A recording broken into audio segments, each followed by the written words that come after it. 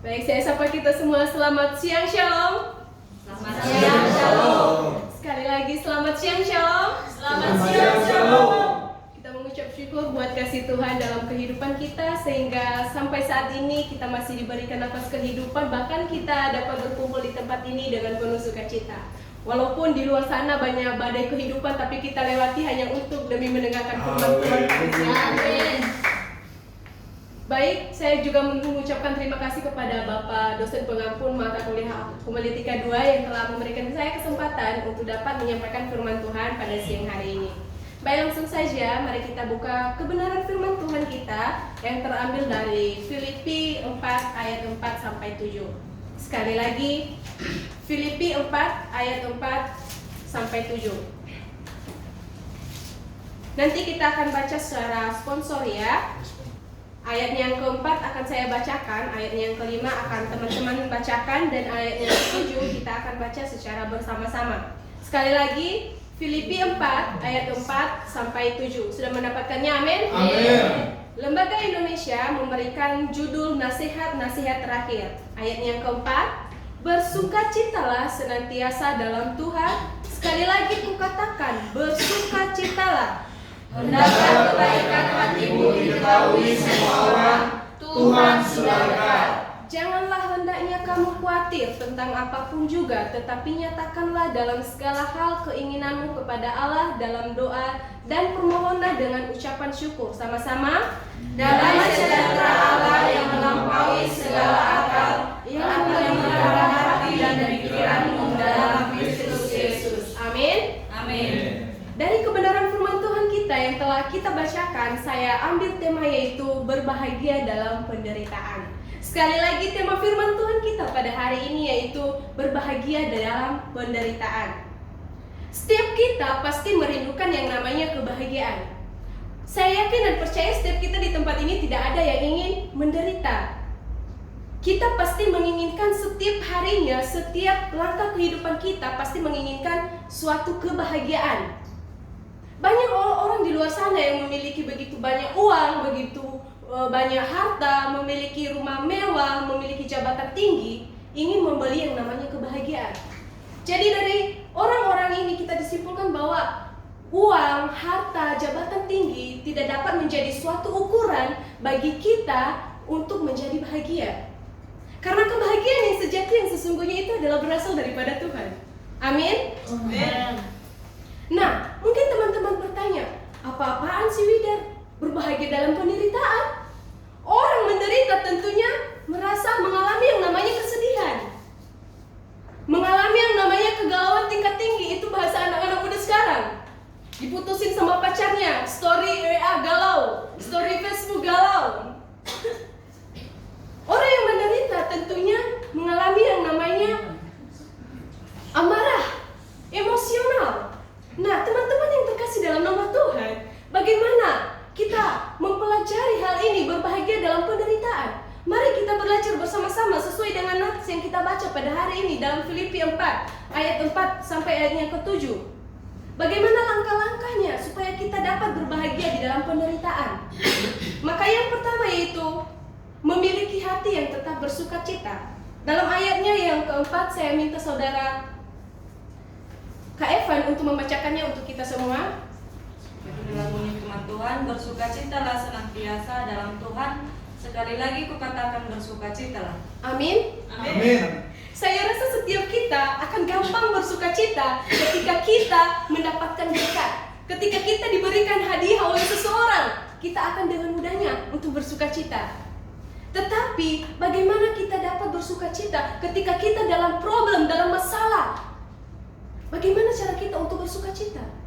Nah, teman-teman yang terkasih dalam nama Tuhan, kita akan bersukacita ketika kita mampu bersyukur, menyukuri apa yang menjadi problem, menyukuri apa masalah kita itu kepada Tuhan.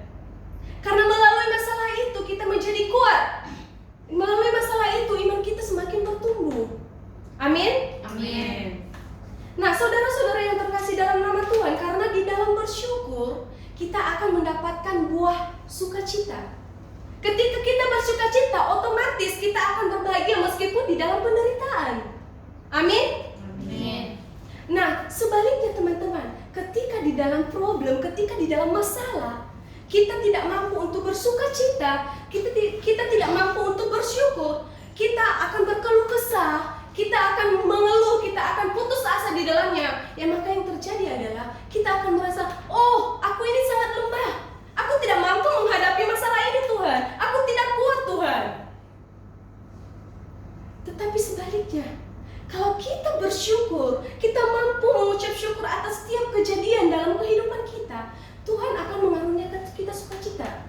Sehingga dalam masalah itu kita akan tetap berbahagia, karena di dalam sukacita itu kita memiliki semangat, kita akan bangkit lagi untuk menghadapi masalah kehidupan yang kita hadapi.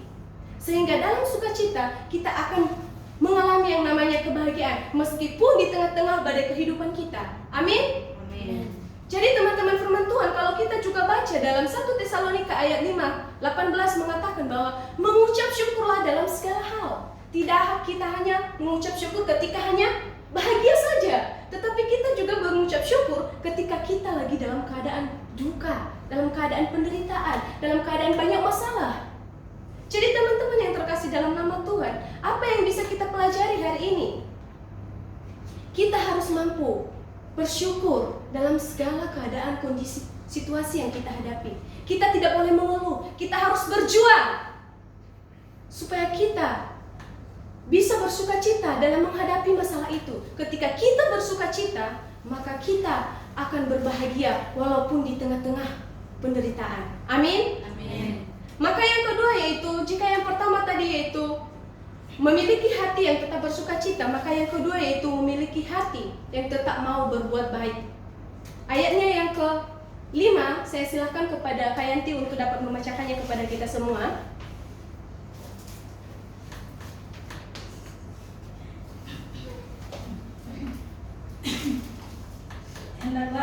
Hendaklah kebaikan hatimu diketahui semua orang, Tuhan sudah dekat. Amin. Ayatnya yang kelima berkata, hendaklah kebaikanmu diketahui oleh semua orang. Kita di tempat ini saya percaya bahwa kita sebagai hamba-hamba Tuhan, pasti kita dengan mudahnya itu berbuat baik. Berbuat baik kepada siapa? Tentunya kepada orang yang berbuat baik kepada kita. Mengapa bisa mudah? Karena dia berbuat baik kepada kita. Orang jahat juga berbuat hal demikian. Lalu apa perbedaan kita dari orang-orang di luar sana? Karena orang jahat, preman sekalipun bisa berbuat baik, tapi kepada orang yang berbuat baik kepadanya.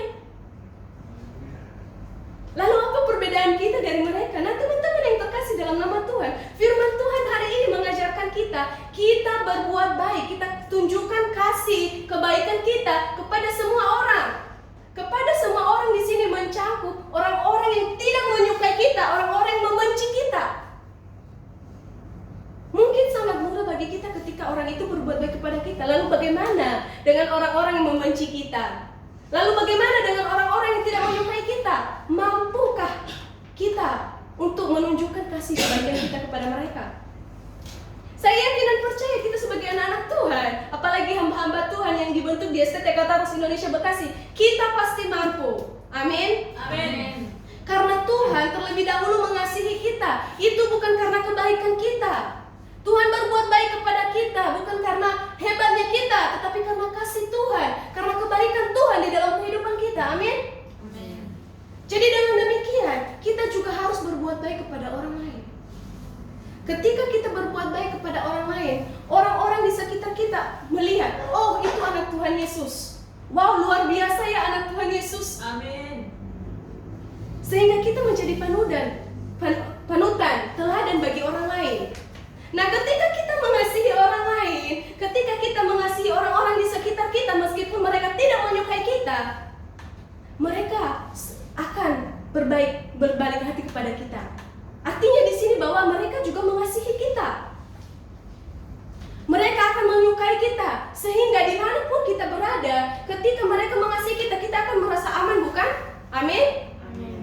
Ketika orang-orang di sekitar kita menyenangi kita, ketika orang-orang di sekitar kita menyukai kita, kita akan merasa senang, kita akan merasa bahagia. Tetapi sebaliknya, ketika kita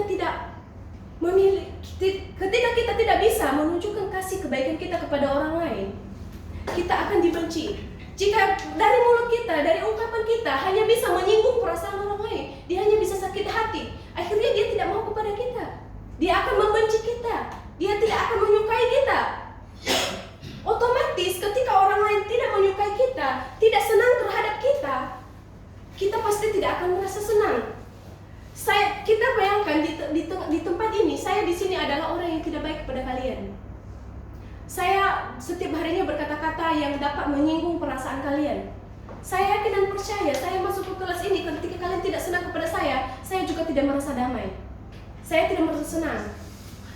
Tetapi sebaliknya, ketika saya menunjukkan kasih kebaikan saya kepada kalian dan kalian mengasihi saya, maka saya akan merasakan kedamaian.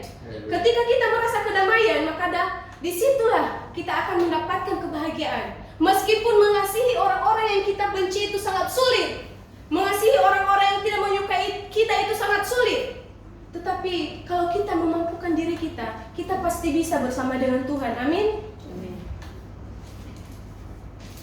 Jadi teman-teman yang terkasih dalam nama Tuhan, ketika kita mampu mengasihi sesama, meskipun dia tidak menyukai kita, meskipun dia membenci kita, tetapi kita harus mengasihinya, kita harus menunjukkan kasih setia kita kepadanya.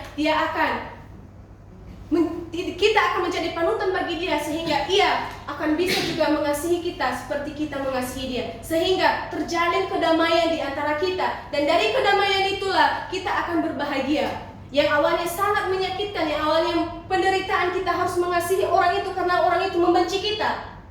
Tetapi pada akhirnya ia akan mengasihi kita sehingga kita mengalami kebahagiaan di dalam Kristus. Amin. Yang ketiga yang bisa kita pelajari pada hari ini, jika yang kedua adalah memiliki hati yang tetap berbuat baik, yang ketiga yang kita dapat pelajari yaitu memiliki hati yang tetap percaya.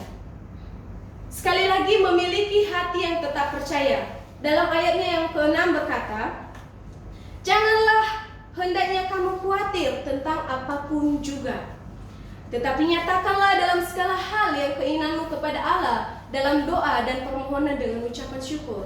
Amin. Amin.